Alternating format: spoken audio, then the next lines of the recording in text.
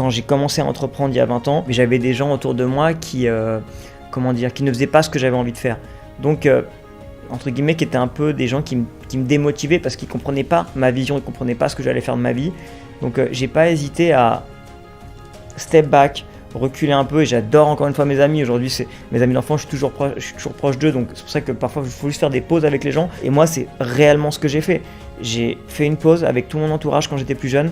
Pourquoi ? Parce qu'ils ne faisaient pas ce que j'avais envie de faire, ils ne me comprenaient pas. Et je me suis entouré plutôt de gens avec lesquels j'étais moins proche, mais qui faisaient ce que j'avais envie de faire, des gens qui m'inspiraient. Et encore aujourd'hui, tout mon entourage, que ce soit des entrepreneurs, des gens connus, des amis, ce sont des gens qui me tirent vers le haut.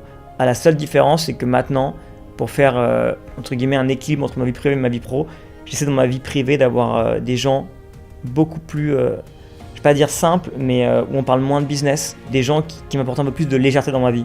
Parce que c'est vrai que ma vie pro est extrêmement prenante et j'ai besoin d'avoir cet équilibre aujourd'hui que je n'avais pas besoin d'avoir avant, parce que je pense que quand vous démarrez une course, il faut se donner à fond, et après voilà, une fois que vous avez fini votre sprint et que vous partez en course de fond, là vous pouvez un petit peu plus vous ouvrir, mais moi en tout cas ça s'est fait en 2 steps.